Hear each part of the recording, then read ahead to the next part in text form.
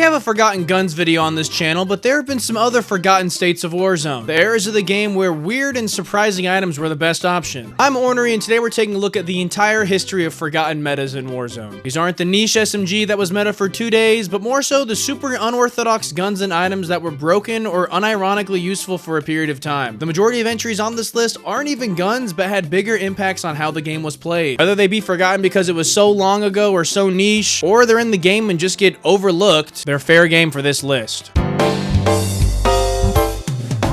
At launch, we had several forgotten metas, but we'll go ahead and start this list with what I think is the most memorable. The RPG, or any explosive for that matter, has been a staple to Call of Duty, and in some games have been completely broken and overpowered. We've had noob tubes in Modern Warfare 2, insane Zeus grenades for COD 4, and in Warzone, for quite some time, we had the RPG. As most people ran Ghost, you couldn't use any other primary without a second loadout, so most people would use a pistol. But if you really wanted to wreak havoc, you would run an RPG as your secondary. These were quickly the best option aside from whatever your other primary was, but for some people, this was their other primary. For the first couple of months of Warzone, the RPG became one of the best options to use, and it went way beyond just destroying vehicles. The one-shot radius was absolutely crazy. If you're running an AR, you had no reason for an SMG since this was your close-range gun. It didn't stop there. This was also your sniper with how easy it was to use. On top of that, Amped was a meta perk at the time, which let you swap weapons faster, but as another added effect, you reloaded rocket launchers faster. So you're going to be going from your primary to your RPG quickly, then your time between shots is also going to be very fast. I think even with EOD, it still might have one shot. This was a pretty well-known meta option, and I even talked about it in my entire history of the Warzone meta video because it simply was the best option as a secondary, but not something you really think of when you hear the word meta.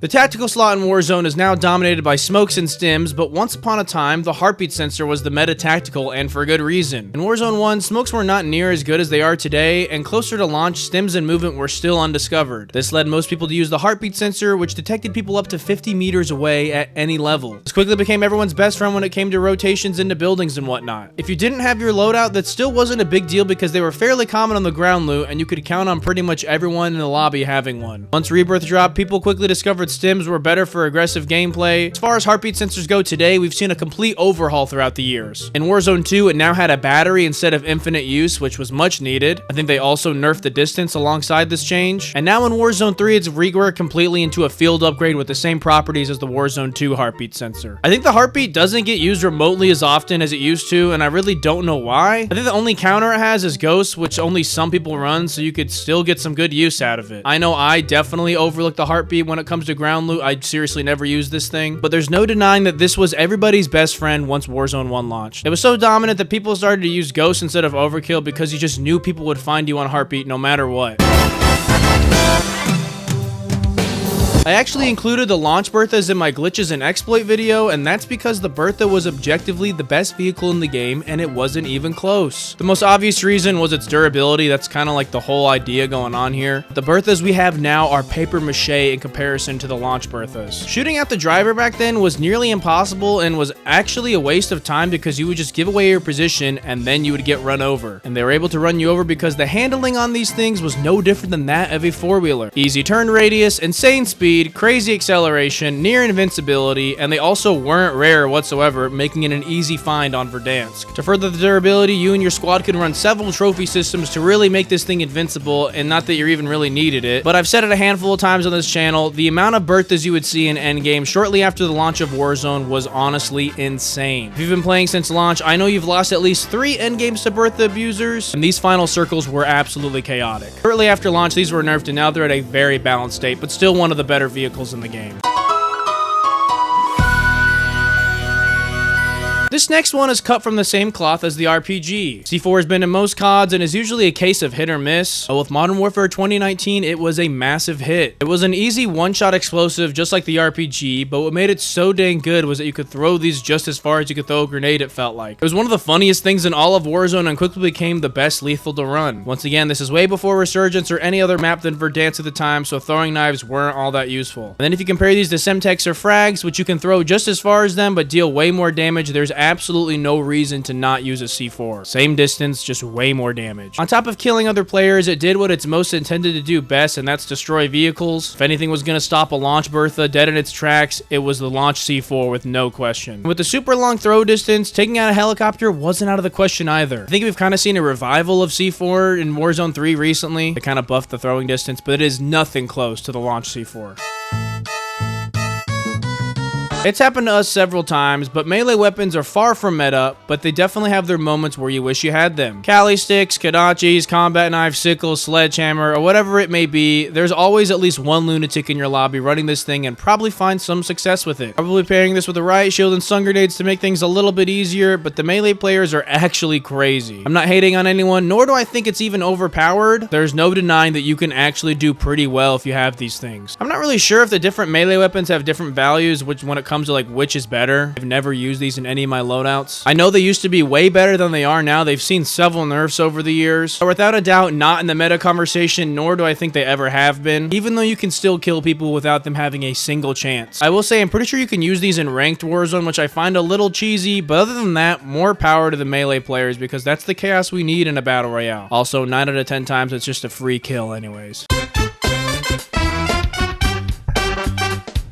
Just like the Berthas, these were also mentioned in my glitches and exploit video, and that's because the planes on Caldera were even more broken and sought after than the launch Berthas. It created the plane meta, which was simply land on one of the plane spawns, get as many kills as humanly possible. Once your plane gets weak or destroyed, go to another plane spawn, then rinse and repeat. These are potentially one of the most blatantly overpowered new items we've ever seen, and I think this was just a play to create a talking point on a really bad Warzone map. They auto-locked onto enemies, were easy to fly, and could take a lot of damage. Even after several nerfs, they never got the planes to a balanced state and were always a major frustration on the worst Warzone map we've ever had. Even when Warzone Pacific was still a thing while Warzone 2 was out, the planes were still broken. If you need more proof of how broken these are, you can watch the Caldera kill record, which is a tie between Hisoka and Breadman with over 60 kills. And in Hisoka's gameplay, he picks up over 30 kills with several different planes and makes it look super easy.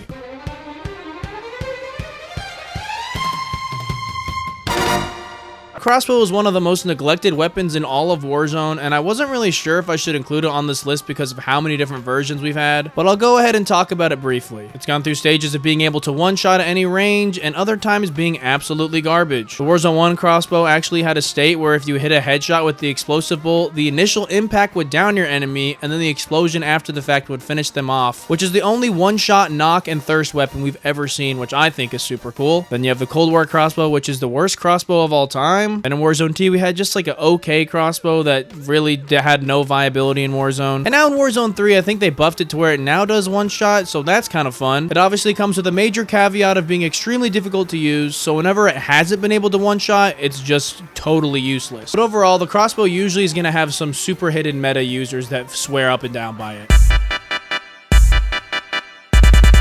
This wouldn't really come into play until Vondel was brought into Warzone 2, and underwater engagements became way more common. But Warzone 2 not only let you swim in water, but also use any pistol underwater as well. Since you were automatically given a pistol like you are now, some people would camp in the water with whatever meta pistol was hot at the time. This was very apparent with the FTAC Siege, so that's what we're going to use for the example in this video. Siege was a fully automatic handgun with a fat magazine support and decent damage. Well, once you had your loadout, hanging out in the water all game gave you free kills since 9 out of 10 people you encountered couldn't even shoot back at you even if they had the chance. Since most endgames had at least a little portion of water in them, if you could hold out with the FTAC Siege in the final circle, you pretty much just turn into Megalodon. It would even give you a Kimbo support later on, which gave you even more firepower overall. But now the underwater fights are pretty even since everyone gets at least a core 45. There are still a handful of people who run some niche meta pistols solely to have the upper hand underwater.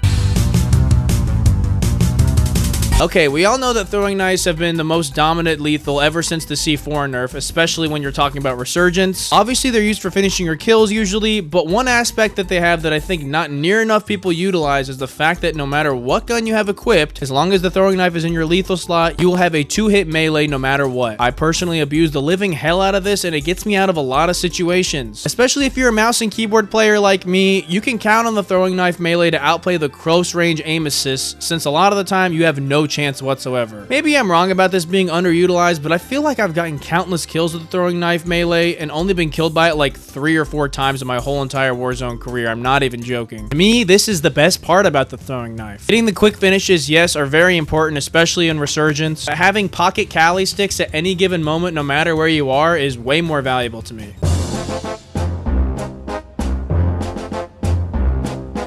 We all know that the Raygun is super broken and super easy to use, but you would never call this thing meta since you can't even have it in your loadout. However, if you could, it would obviously be dominating the meta since its TTK and ease of use are insane. I know I'm guilty of loading into matches on Fortune's Keep with the sole objective of getting a wonder weapon to carry me to a win, and it's honestly not a bad strategy at all. Once you're in the endgame, the Raygun pretty much hands you the victory. Any close range encounter is automatically won no matter how good or bad you are at the game. You can also sprinkle in the wonder waff here, even though it's bad, but like just for fun. I almost compare these to like planes or Berthas in a way, because if you just wanted like free kills and a potential win, this was like the best way to farm that. Just stick to your plan of getting the Raygun. You're gonna have a much higher chance of winning if you just want to rat it out. But that's the entire history of forgotten metas in Warzone. If you think there's something that should have been on this list, go ahead and let me know down below. If you want to hear me talk about the entire history of pistols, the gulag, Easter eggs, or secret guns, go ahead and click on screen right now. Join my Discord if you're feeling crazy, and if you liked, leave a like. If you didn't, leave a dislike, and thank you so much for watching.